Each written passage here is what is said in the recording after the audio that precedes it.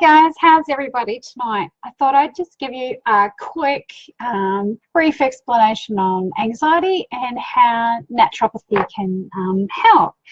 So anxiety is and has been described about being excessively worried about what may come. So we're looking at future-based. And it's usually a short period of time thing, but it affects your everyday function. And every person that has anxiety it reacts differently to it. So it's not always the same for everybody. So your set of symptoms are your set of symptoms.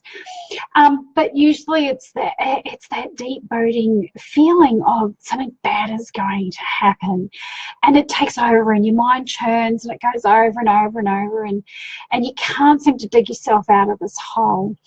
So it can affect physiologically, behavior, psychologically.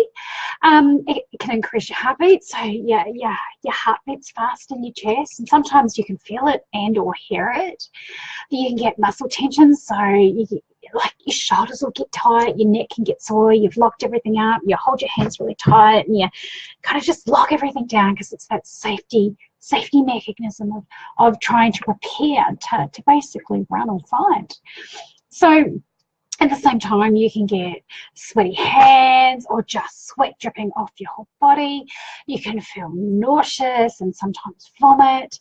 And sometimes you can behave in situations in a completely different manner to how you would normally behave. And this can be very frustrating for those that have anxiety. And often trying to not think about anxiety can bring on anxiety. So it's not, you can't just tell somebody, just stop it, just don't think about it. It doesn't work like that. So as hard as they're trying not to think about a situation, they think about a situation and then their anxiety increases.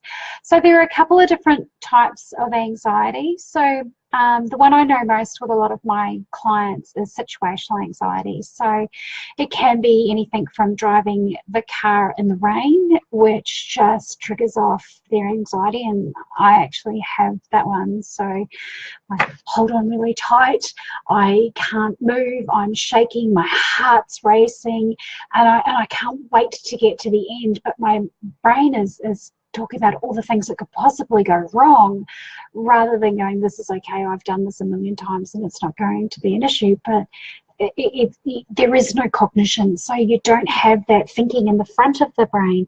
You have it slipping straight back into reptilian brain, and it really is that fight or flight. You can have public anxiety, where just going out into public places like Stocklands or to a party when there are a lot of people there, some that you may know but some that you don't, and the energies in a room become very overwhelming because you can feel them.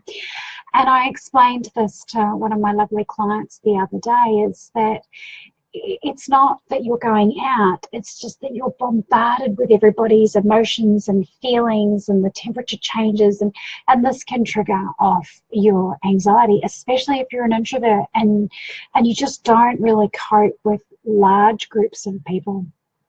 Okay, so now anxiety can affect up to about 6% of the population, and everybody experiences some form of anxiety at some time in their life, and it can be triggered by stressful events, death of family members, financial difficulties, like trauma. Just a trauma could be anything from a cyclone to a car accident, to losing your job. So it can be triggered by lots of different things. So, okay, let's see what other symptoms. Like I said, not everybody gets the same symptoms. Look, it could be just lack of concentration, muscle tension, tight neck, sleep disturbances, shortness of breath, unable to catch that breath, and sometimes sighing a lot can be a sign of anxiety. Choking, some people find it very difficult to swallow and they feel like there's something stuck in there, or somebody's holding their throat and they're choking. Nausea, bloated belly, just feeling sick, dizziness, unsteadiness, and just almost feeling completely and utterly detached from your body. So you're looking down on things and you're actually not present. So when we come down to the actual nitty-gritty of it, it can be a change in your neurotransmitters. So they're the lovely chemicals that fire our nervous system, and we're looking at serotonin, we're looking at noradrenaline and GABA specifically for anxiety. So, but some other things that will trigger your nervous system and can contribute then to these feelings of anxiety is chronic illness. So if you've got like something like Hashimoto's or Graves' disease, diabetes, heart disease, you've been sick for a long time, like you've got a chronic cold or cough, or you feel like you've always got the flu, and then digestive issues. And the digestion is huge when it comes to anything that's related with the brain, because we make pretty much 90% of all our neurotransmitters in our gut. And if our gut microbiome, so that's all the lovely I've got probiotics, all the little bacteria in our gut, if they're out of balance because of our diet, poor sleeping habits, our stress, medications, substance abuse, drinking too much alcohol, then they affect those chemicals that go to the brain to keep us happy. So you're looking at serotonin, and you're looking at melatonin, you're looking at noradrenaline and GABA and as such. So this is why digestive issues are so important with treating anxiety and depression. So some of the other things that can affect it is blood sugar dysregulation. So if you're having a sugar crash, that can give you a little bit of anxiety. So can iron deficiency and B12 deficiency. So the ones that most people don't really know about. But like I said, what makes anxiety worse? Alcohol, coffee, caffeine, stimulants, lack of sleep, stress, like you're on the go all the time and you don't stop, negative environments and negative relationships. So when we're treating, or when I'm treating someone, I look at you as a whole picture. So we're looking at pretty much getting your diet cleaned up and helping you with stress management.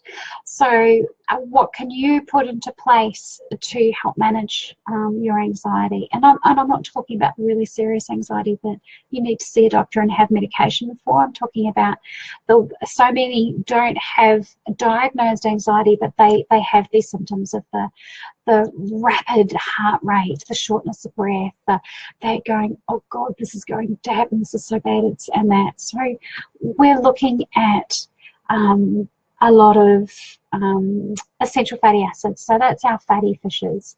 So we're looking at salmon and mackerel and sardines. I know everyone's screwing up their face and going, ew, cat food.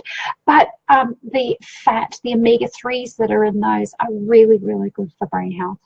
We're looking at lots of leafy green veggies, pretty much every colour. Like if you hear me talk, I'll talk about making sure that you have at least 5 different colours at every single meal, and that could be fruits and vegetables, because the more colours we have in our food, the more vitamins and minerals that we're actually getting. And we're looking specifically at B group vitamins here because they play such a huge part in our fight or flight.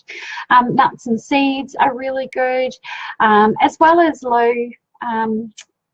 sugar. So things like low carbohydrate, so things like sweet potato and things that take a long time, but they've got fibre in them so our body can process them. So we're also looking at what can we do to also help ourselves. We're looking at meditation. We're looking at breathing exercises, so abdominal breathing. Sorry, the bodies are out. It's so humid and sticky now. We're looking at soft nurture, so things like massage, maybe kinesiology or raw can help you get to that and help you feel relaxed and calm. I have a lovely client who likes to play with my little medicine balls and they tinkle and they help settle her mind so she doesn't overthink.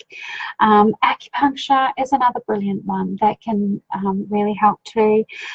Being crafty, doing something, do things that you really enjoy doing.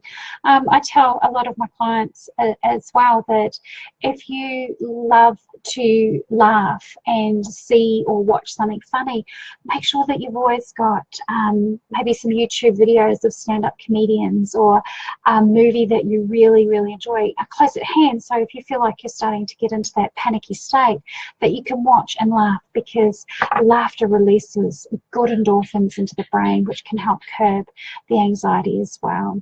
So guys, I hope this has helped. It's I think I've gone a little bit longer than I expected. Let me know how you go. Let me know by putting in the comment box, what do you use to help you with your anxiety? Take care, enjoy. If you have any questions though, let me know. I just wanted to give you just pretty much a basic outline of some things that you can do at home to help, but there are also other things I can do in clinic, like with very targeted neurotransmission and targeted supplements and herbs and so forth. But leave me a comment, let me know how you're going and what you do for yourself when you're having issues. All right guys, have a fantastic night and I will talk to you soon. See ya.